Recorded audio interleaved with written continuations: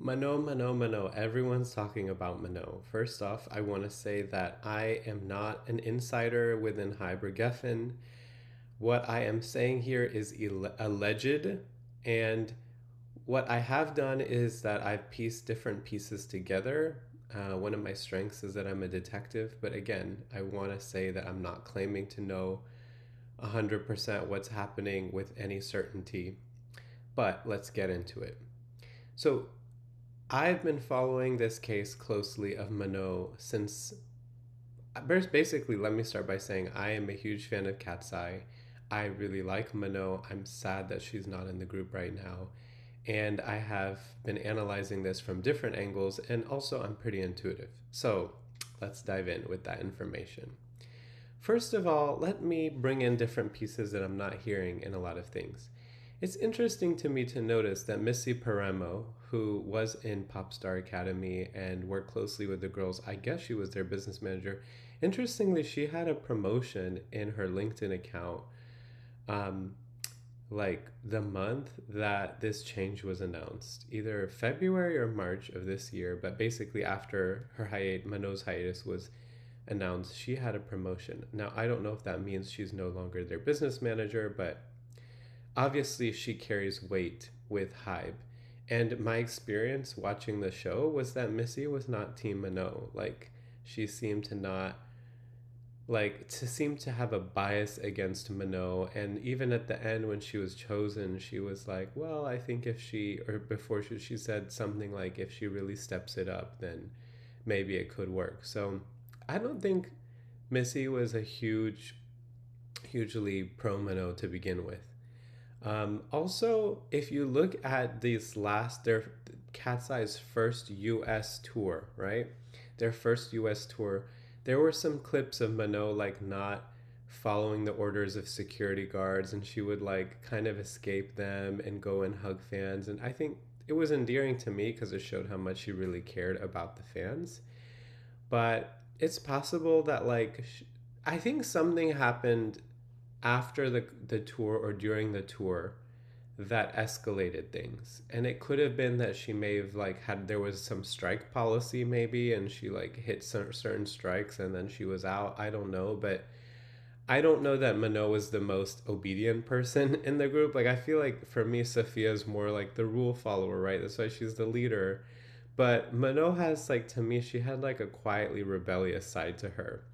And it doesn't surprise me because like her boyfriend seems that way. Like, he's like all tatted up, and I don't know, her friends just seem like baddies. So I think she has like a quiet rebel side to her, which I'm not saying is bad, but um it's possible that they like got fed up with her for some reason, maybe because she doesn't follow rules right away.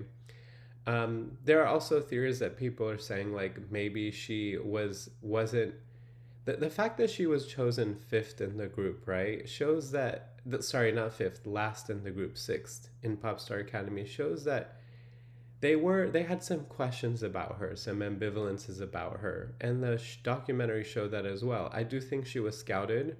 I think that was one difference between her and the other girls, but I also think she stepped up. I think she worked really hard, and I don't think she got enough credit, and I think the fans see that and appreciate that about her.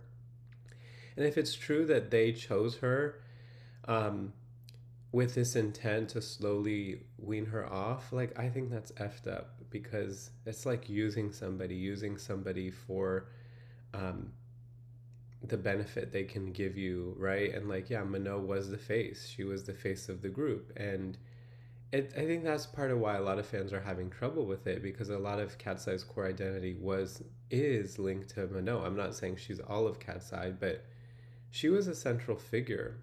So, and I think honestly, like the record labels need to be more responsive to the fans. Like, we want Minot, and if we want her back, then I think they need to figure out a way to work with her that works for her and for them. And if that means having somebody else lead the group, if that means, I don't know what that looks like, but I also imagine there may have been cumulative impacts from within um, the company with her. Like, one of the record labels is a Korean label, and like from what I understand about Korean culture is they can be colorist, somewhat racist, privileging white, fair skin. So, and Minot's a darker girl. So that could be playing out some dimension. Obviously, Manon liked to comment about, we all know this, or a lot of us know about this. She liked some comment about racism, like record companies like being racist towards black girls, etc. So I wouldn't be surprised if she experienced that, and that may be playing out to some bias against her.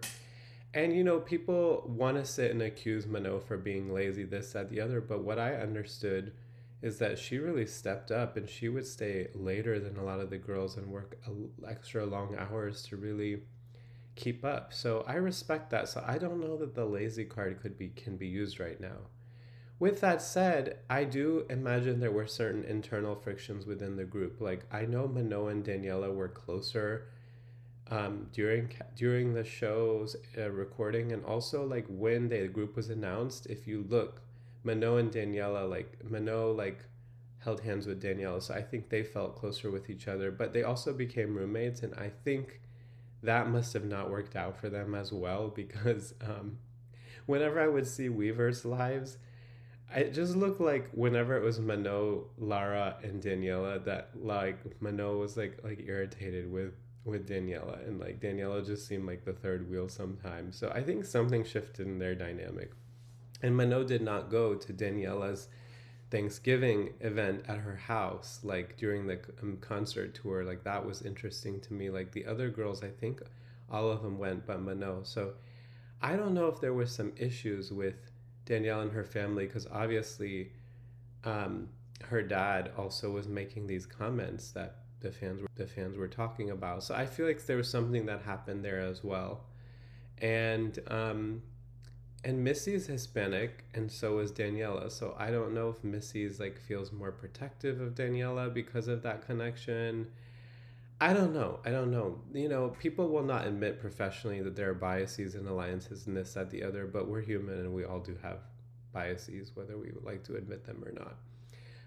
I personally felt that as the group was coming, like before Manon exited, I feel like she was closer to Lara and Megan. Like, from what I saw in Weverses and stuff, it seemed like whenever she was in a group recording with Lara, I just felt they were close together. And Manon also, I think, grew closer to Megan, because one time they were both sick and Megan kept calling her, and I think Manon experienced Yunche as like non-problematic. I don't think she had issues with her.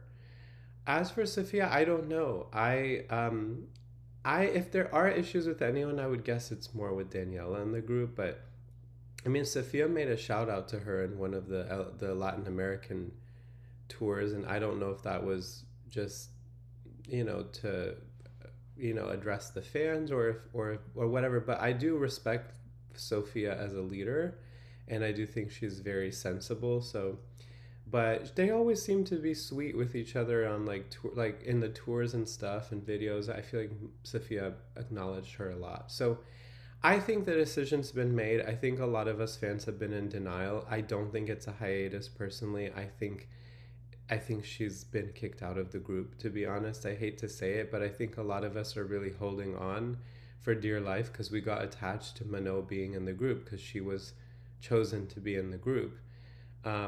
But I don't think she's in the group anymore. I mean, you look at her social media, she's removed Katseye. She has unfollowed Missy Parema, which I really personally intuitively think they had a big disagreement, fallout, conflict, and Missy like kicked her out. Like, I don't know this for sure. That's my own intuition, and I think that yeah, and I think that like they've been punishing towards her, because what's sad to me is like she really wanted to do Coachella. Like, that was on her dream list and she didn't go. But what I kind of like about Manon is she's kind of subversive. Like, she will still she's not like submissive. Like, for example, when she got kicked out and they made their PR statement about her health, and for health reasons, she's like, in her own quietly rebellious way, was like, that's not what's going on, I'm fine and healthy. And she's been taking pics, at the after party with Lizzo, and photos at Coachella being there. I think she's like trying to show people like, I'm not gonna buy into this like narrative that I'm not well. I'm here, I'm fine, I wanted to be at Coachella, I've been excluded. Like, I think she's making statements, and she's very I think she plays it smart and strategic on social media. um, I feel sad that whatever issues there were there, that it couldn't get resolved with a mediator or something, because I wish it were true that she was just on hiatus. I don't think it's true. I mean, they've recorded a whole EP without her. They literally went out of their way to, I think, edit her out of Pinky Up. Like, she had even made the comment, when we have to pay attention to what people first say, and she had said initially herself, when the announcement came, like something in her Weverse or something about, like, I'm just accepting the universe may have a different direction for me. And also, Laura said in a recent interview, like, Mano's our sister, we will always love her, like, we created this together. The word always, forever, implies something. I think the girls know she's not coming back to. And I know some people are like, the girls don't know, etc. Like, and guys, please stop being hard on the other girls. Like, you're not bound to certain contracts. You're not in the industry, so you don't know what it's like for them. They may be struggling with this themselves. They developed an attachment, I'm sure, with her too. Like, every one of them may have different feelings or process around it. So please cut the girls slack. And just saying that you're going to boycott Katseye because Mano's gone is taking it out on the wrong person, wrong people. Because yeah, you're saying a statement to the labels, but you're also, like, dissing the girls. Like, they didn't necessarily make this decision. So I don't think that's fair. I really want that to be clear. So these are my impressions and thoughts. I bless Manoa. I feel like she did it in her own way. Like, she fucking stepped up. She learned how to dance and sing, and she made it in Hollywood. And I bless her on her journey. I feel sad that her time with Katseye got cut shortly. Like, I think it was a premature, for me, decision. Like, if this happened a few years later, I think it would have been different. But, like, right after the first American tour, right after their first Grammy performance, right before Coachella, like, come on, guys. I think the label company could have done better. I think they could have worked better with her. But maybe there were cumulative impacts that pile that we're not aware of, and then it just exploded. Regardless, having watched Popstar Academy, I did feel like some aspects of the culture personally were toxic, and if that's what we were seeing, then imagine what the girls are dealing with. Those are my 2 cents. Let me know if this is helpful and valuable. Thanks for listening.